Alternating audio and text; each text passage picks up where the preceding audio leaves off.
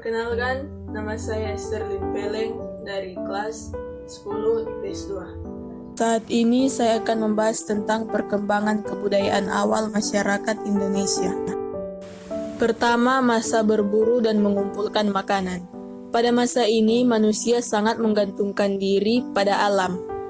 Mereka hidup dalam kelompok kecil dan menggunakan bahasa isyarat. Karena bergantung pada alam, pola kehidupan mereka berpindah-pindah.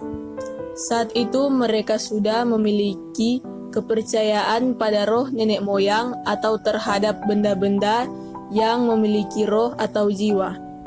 Pada masa ini, mereka memilih untuk tinggal di gua.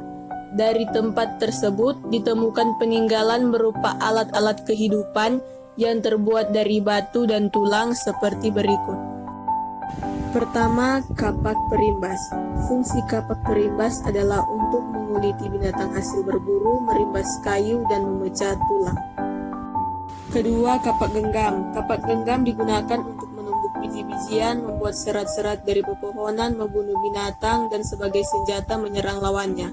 Ketiga, alat serpi. Alat serpi adalah batu pecahan sisa pembuatan kapak genggam yang dibentuk menjadi tajam. Alat ini berfungsi sebagai serut, gurdi, penusuk, dan pisau. Keempat, kapak penetak. Kapak penetak berfungsi memotong dan menumbuk daging sebagai alat berburu dan menguliti binatang. Yang terakhir, alat-alat dari tulang. Kebanyakan alat dari tulang ini berupa alat penusuk atau belati dan ujung tombak bergerigi. Fungsi dari alat ini adalah untuk mengorek ubi dan keladi dari dalam tanah. Selain itu, alat ini juga biasa digunakan sebagai alat untuk menangkap ikan. Kedua, masa bercocok tanam.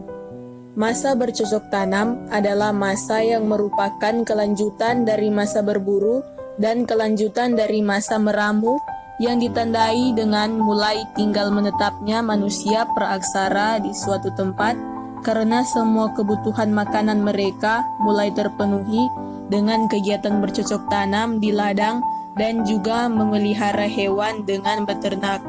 Mereka juga sudah mengenal sistem barter dan sudah memiliki kepala suku. Peninggalan kebudayaan manusia pada masa bercocok tanam semakin banyak dan beragam, baik yang terbuat dari tanah liat, batu maupun tulang. Pada masa ini, kepercayaan animisme dan dinamisme berkembang pesat, seperti ditemukan bangunan-bangunan untuk pemujaan kepada roh nenek moyang mereka seperti berikut. Bangunan-bangunan pemujaan. Pertama, sarkofagus. Sarkofagus adalah peti jenazah yang terbuat dari batu bulat atau batu tunggal. Kedua, menhir. Menhir merupakan tugu batu yang tegak, tempat pemujaan terhadap arwah leluhur. Ketiga, dolmen. Dolmen adalah meja batu tempat meletakkan sesaji yang akan dipersembahkan kepada arwah nenek moyang. Keempat, waruga. Waruga adalah kuburan batu yang berbentuk kubus atau bulat, terbuat dari batu yang utuh. Kelima, arca batu. Arca batu adalah patung yang dibuat dengan tujuan utama sebagai media keagamaan, yaitu sarana dalam memuja Tuhan atau dewa-dewinya. Terakhir, punden berundak. Punden berundak adalah bangunan suci tempat pemujaan terhadap roh nenek moyang yang dibuat dalam bentuk bertingkat-tingkat atau berundak-undak. Alat-alat peninggalan masa bercocok tanam.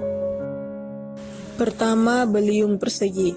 Untuk kapak persegi yang berukuran besar digunakan untuk cangkul, sedangkan ukuran kecil biasa digunakan untuk pahat atau alat ukir. Kedua, kapak lonjong. Kapak lonjong berfungsi sebagai benda wasiat yang digunakan untuk berladang. Ketiga, mata panah. Mata panah digunakan untuk berburu, memanah, dan menangkap ikan. Keempat, gerabah. Gerabah terbuat dari tanah liat yang dipanaskan di api dan digunakan sebagai alat rumah tangga seperti wadah air, masakan, dan lain sebagainya. Yang terakhir, perhiasan. Perhiasan digunakan sebagai mas kawin, lambang kepala suku, benda pusaka, memperindah pakaian, dan penampilan. Ketiga, masa perundagian. Masa perundagian adalah zaman di mana manusia sudah mengenal pengolahan logam. Kepercayaan pada masa itu masih berwujud animisme dan dinamisme. Manusia saat itu sudah mengenal pembagian kerja, sektor pertanian semakin maju, dan mereka sudah meninggalkan sistem berhuma dan ladang berpindah. Teknik yang digunakan untuk pengolahan logam terbagi dua, yaitu pertama, teknik bivalve adalah penggunaan dua cetakan yang dirapatkan. Di bagian atasnya ada lubang untuk masuknya udara agar logam cepat dingin. Kedua, teknik Achille Perdue adalah penggunaan lilin sebagai intinya. Lilin ini dibentuk dan dihias, kemudian dibungkus dengan tanah liat, dan di bagian atas dan bawahnya terdapat lubang. Hasil peninggalan kebudayaan pada masa perundagian. Pertama, nekara perunggu. Nekara digunakan sebagai salah satu alat dalam upacara untuk mendatangkan hujan, memanggil roh nenek moyang, dan dipakai sebagai genderang perang. Kedua, moko. Moko digunakan sebagai alat pusaka atau sebagai mas kawin. Ketiga, kapak perunggu. Kapak perunggu berfungsi sebagai perkakas atau alat bekerja sehari-hari. Keempat, bejana perunggu. Bejana perunggu berfungsi sebagai tempat upacara keagamaan, sebagai tempat minum, dan lain-lain. Kelima, perhiasan dan manik-manik.